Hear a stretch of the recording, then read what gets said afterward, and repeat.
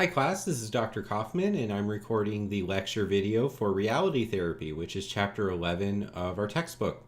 So by now you should have already watched the video this week on cognitive behavioral therapy or cognitive theory with Aaron Beck's model of treatment. And now we're talking about William Glasser and choice theory, which is also called reality therapy. So let's look at the slide here. There's a lot of really good starting points for us. The whole central idea of choice therapy is you teach the client to look at their decisions from moment to moment like they have multiple options, but each option is a doorway that they're going to walk through. And they need to look at these decisions as if they carry with them positives and negatives, pluses or minuses. And we see on the graphic here, we have a person who's about to choose between option A, option B, and option C. And so all of you have done that just by choosing to turn on this video. Option A was watch the video because Dr. Kaufman put it in the main forum and said it's required video lecture. Option B is I'll watch it later. Hopefully I have time. Maybe I'll watch it sometime after I turn my paper in or sometime next week. I'll just keep the link in my bookmarks. And then option C is, and you're not watching the video, so you don't know that I'm talking about you right now. But option C is, oh, I'm not doing anything extra in this class. I don't have to turn in the video because it's just something I need to watch. He'll never know. And hopefully nobody made option C. I know that since you're watching the video, you didn't choose option C. And, we can move on from there. But this is a really good approach to therapy. I want to draw your attention also to the quote from William Glasser himself. We learn 10% of what we read, right? So that's why it's important for you to read the textbook before you start completing your assignments. 20% of what we hear, that's why it's a really good idea to listen to these video lectures. You hear another person actually talking about it, and hopefully I feel more alive than just reading text in your PDF textbook. 30% of what we see, that's why I also put my PowerPoint slides in these videos instead of just giving you an MP3 of my lecture, which would just be an audio recording. 50% of what we both hear and see, oh, there we go, video presentation, you hear it and you see it. 70% of what is discussed, that's why we have the main forum.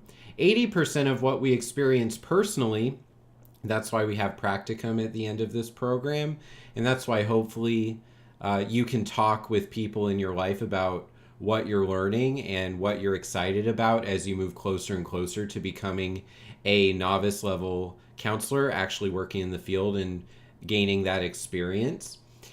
And 95% of what we teach to someone else. Now, here at GCU, we don't really have class presentations. I know for my master's program, I had a presentation in every single class, and in most classes, I also had group presentations, so I'd have to do the teamwork thing and delegate tasks, and I complete my thing, give it to the group leader, or maybe I am the group leader and I'm consolidating all the information and creating the final product.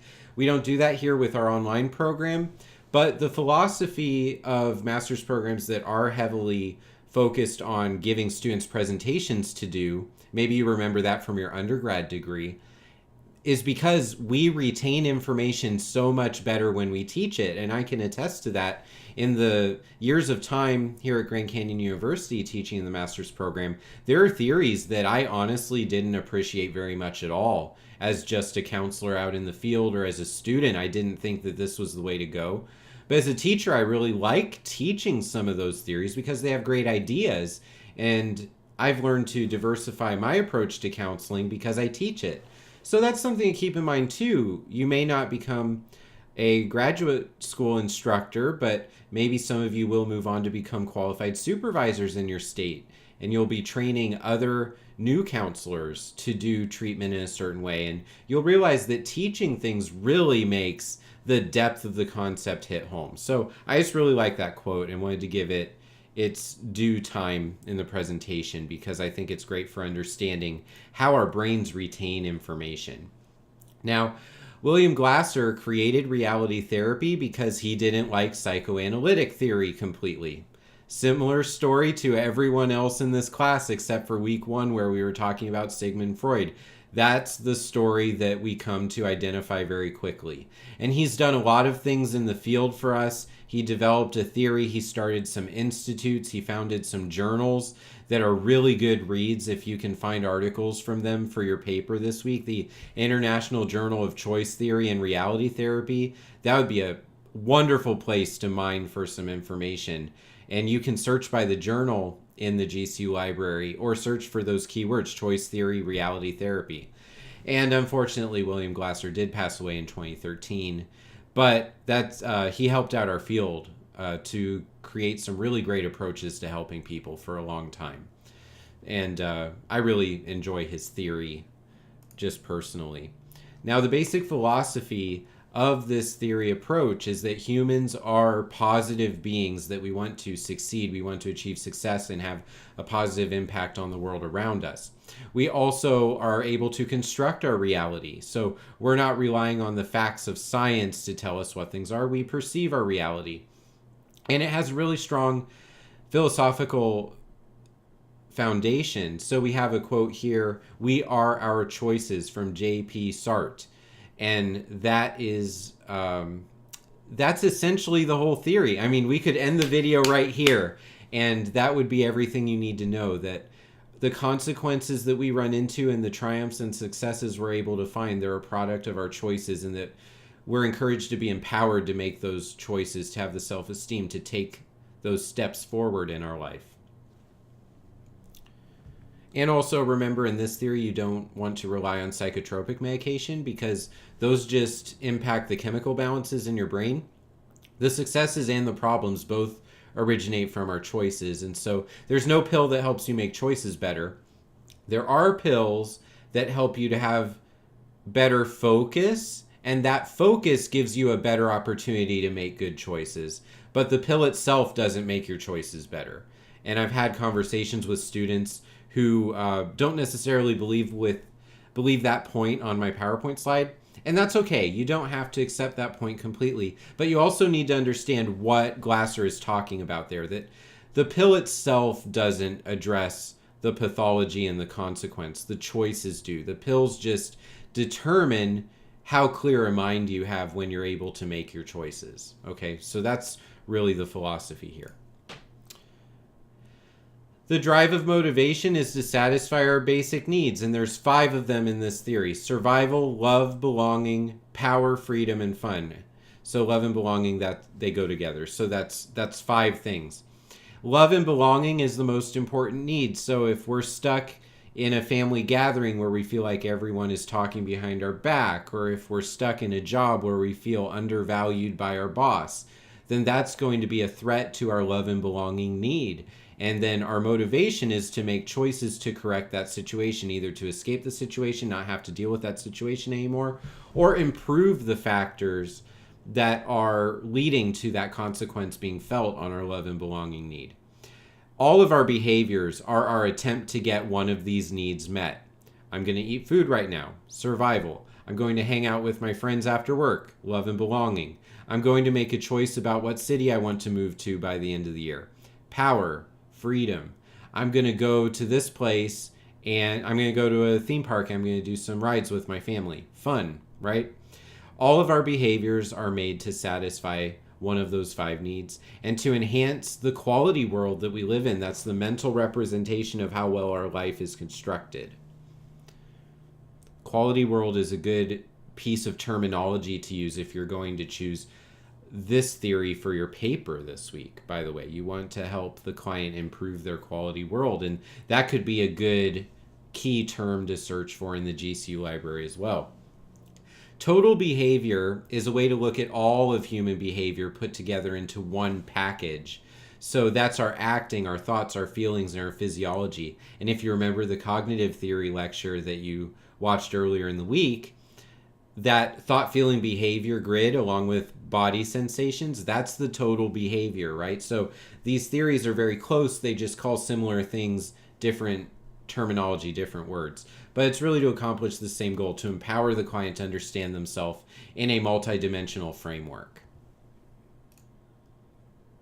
Another thing to understand is that personality is based on the strengths that we have and how we use those strengths to achieve our needs. So, how effective are you from situation to situation? If we are unhappy, it's because we've been programmed by our life to feel unhappy in those situations. The earlier in life we start to feel unhappy, those seeds are planted, they grow into full trees. If you look at the graphic on the bottom left, the person's mind spends so much time focusing on the negative that their quality world is one of unhappiness. The happy side of the potential for that day is the smaller part of the brain. It doesn't have the power to shift the focus. And parents are really important to trust in this model because theoretically, parents teach us what is a good idea and what is a bad idea. And so if we don't trust them, then now we are impacting our ability to also for ourselves later in life tell what a good choice and a bad choice is. And so parents hold a lot of power in those early stages of development. And it's important for them to take that job seriously and train their child to grow into a person who has the ability to understand their strengths and how they can use it to shift their perception of their day in the positive direction. A very cognitive principle, I might add. Now, a healthy person is going to understand their choice. They're going to advocate for people to be able to have a choice and a decision in their life. And they aren't going to do this in a way that hurts other people. They're going to be focused on bringing happiness to themselves and by extension, other people. The people that they're in relationships with should feel that positivity from our choices that we're able to find for ourselves, and it should brush off on other people. A dysfunctional person is going to fail repeatedly to satisfy their own needs. Their 5 basic needs are being violated. They're making choices that do not bring them out of that slump. And so their belongingness, their love, their power, their safety, their continued survival, all those things are going to start having an ing quality. So words with ings means that we're not meeting that need. It's missing, it's lacking, it's disappointing, it's frustrating. And so we want to encourage as counselors for people to notice the choices they're making that contribute to those scenarios and then work on what strengths do you have to make a different choice. Are you able to tell before you made that choice that there's a 20% chance it'll go well, 80% chance it's going to go poorly? And then are there other choices that maybe have a better probability, right? So it's about decision trees really in this theory. And so the therapeutic atmosphere is that we want to represent a picture in the client's mind of what the functional, happy, quality world would look like. We want to seem put together. We want to encourage that this is what you look like when your basic needs are being met, when you have power, when you have love and belonging, when you have security. And we're going to display a lot of those person-centered qualities because we want to show that this is the temperament that you have when your needs are being met. You're not dysfunctional, you're not missing, you're not lacking. You have the ability to feel empathy and genuineness and pass those on to other people so they can feel supported by their proximity to you. And remember this phrase, A, B, C, D, E, but not in the REBT way. Lots of letters here. Always be courteous, determined, and enthusiastic. Always be courteous, determined, and enthusiastic.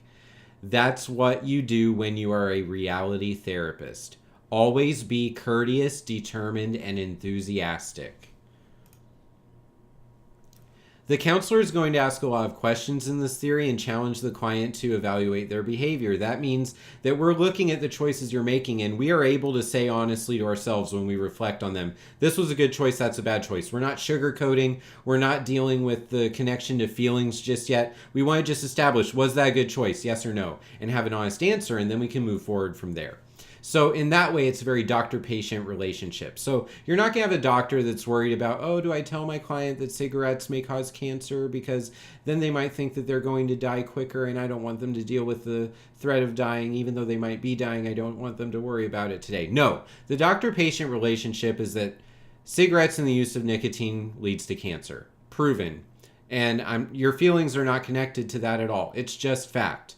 So good choices tend to lead to good consequences and better situations moving forward in life. It's the positive door. that you're able to walk through. And poor choices, rash choices, impulsive choices, unthought out choices lead to consequences that put you on the bad path for the rest of your day.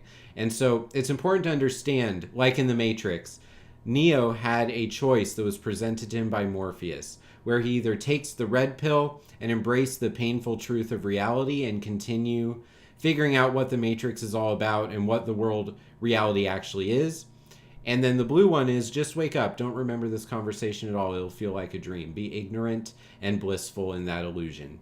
And so that's a good cinematic example of what clients experience 1,000 times every day. How many decisions do we make? Like I said, you made a decision of choosing whether to click on this link and take the time listening to me talk about reality theory. So, if that's a choice, how many other choices? If you're still here, you also decide to continue listening. It's a rabbit hole that is eternally expanding, right? We have so many choices, and we are the product of those choices at the end of all things, according to this theory. So what we do in counseling is we work on having a successful process. We want to help the client understand what they can do now to have a better reality for their quality world. We don't spend a lot of time on symptoms. We look at the choices and how we correct them moving forward, like it's a process. And then WDEP is the acronym for the process. I know it doesn't necessarily spell anything memorable, but it's wants, directions, effective, and plans, right? So what do you want? What's the direction? Is that effective? What's your plan to make it happen? And then here's some techniques. So the reality therapy approach of how you do a counseling session and sort of the qualities you want to instill in the client are the cycle on the left side of the slide. So you want to be involved and focus on the present behavior. You want to judge whether it was a good choice or a bad choice and plan to have better choices. Commit to the plan, and then no excuses. Do not punish. Never give up. And then as far as techniques, I encourage you to look at the textbook and read up on these techniques, because that would really extend the length of this video for me to describe all of them. But one thing you can do in this approach is you can do the unexpected. So you're looking at the choices the client's making, and you're discussing whether they were good ones or bad ones. And you could just put something on the table that's a little bit out there, like, have you ever tried this? And it's ridiculous, but possibly a solution. And that gets the client really going into their creative mind. And that's often what you need in order to think about, good outcome, bad outcome, and realize your choices matter, like it's a decision tree. Decision trees are a really good problem-solving tactic in a lot of ways, because it helps people to project into the future and anticipate problems that they might have in certain scenarios. So it's good to be in the present, but it's also good to realize that some things in life are more like a game of chess than a game of checkers. And so the better choices you make early on in a game of chess, the better situation you will have versus your opponent. And so that's a metaphor, right? And so I'm using two different techniques here to explain the situation. And I think that it's a good idea to do that. You want to be varied in your approach and give the client something memorable, so that way it pops into their mind when they're making some of these choices. Now, one of the criticisms of this theory is that it is too heterosexual. And what that means is heterosexual people, and also consider gender and race considerations too. So, a white male in terms of multicultural competence, who's also American descent, is going to have the easiest path through life through society, because the system is designed not to challenge them and to give them things easier. And microaggressions don't impact their day the way that other people experience them. So these offbeat comments that sound like jokes or sound like honest comments to one of the people who aren't affected by them, but they're actually really hurtful, and they're designed to put people in their place. And these are things that are a real problem in society these days. And when you're taking the multiculturalism class, which I really enjoy teaching, because there's so much challenge to the status quo of society in that class. And counselors need to be on top of that in order to do a good job and truly accept people and not put their foot in their mouth and actually harm people. And so this theory assumes that everyone has the ability to make choices, that will change the reality around them. And that's just not true. Some people are discriminated against. Some people are hiding bits of who they truly are because they would lose their job, or their family will kick them out onto the streets, or their church might go from loving them to disapproving them, and the feeling that you'd lose everything if you share your authentic self. And if you're stuck in a situation like that, the counselor you're working with really needs to change their approach to reality theory and accept that, okay, some things in life are not because of your choices. It's because of the choices society has made that don't really care much about who you are, your group of people. And I really hope one day we're not in that place. But for today's lecture, if you're using reality theory and your client points out, that right there is not because of my choices, then listen. Please listen. Because they're telling you something very important about the world they live in. And that is a really important thing to continue thinking about as you make your strategy for your treatment. Now, some people really do not see their choices the way the counselor tries to explain choices, and that's also problematic. So you want to really make sure the client is understanding the philosophy of what you're saying and that you're articulating it clearly and not confusingly. And then also research means that they've found some good data on how this theory works with different cultures, but I would still caution everyone in the class to make sure you understand the culture you're working with and then help the theory to fit into that perspective so that you can do good work with those clients. And it's not just a cookie cutter. Theories are never just a cookie cutter. We still need to look at our client and understand who they are and help the theory to fit into their world as we're working with them. That's all I'm asking for, class, is just consider the individual and their diversity considerations. So for the final summary, we have 5 basic needs according to reality theory, and our choices are all designed to help us fulfill them. Love and belonging, power, fun, survival, freedom. So love and belonging is the most important. We're relational beings. We want to have strong connections to other people. We want to help our client plan to choose different ways of acting in their world so that they can form a stronger sense of their quality world, the good things that they have going on for them. And please remember to consider who your client is and help guide them towards choices that actually will work and make their quality world the best one possible. With that being said, if there's any questions, please just talk about this a little bit in the main forum with the time we have left in the week. I would love to see that sign that you're watching the videos, and I think that it does help for the textbook to become more alive that I take the time to share these things with you. I wish I could do this for everyone in a classroom, and so since we're doing this class online, this is a really good alternative.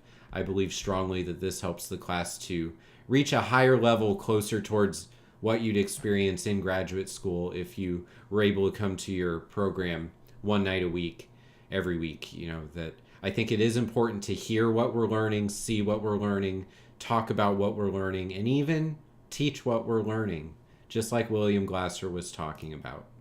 So with that being said, everyone, I hope you can continue to ride the wave of this class, and thank you for listening. Have a great rest of your day.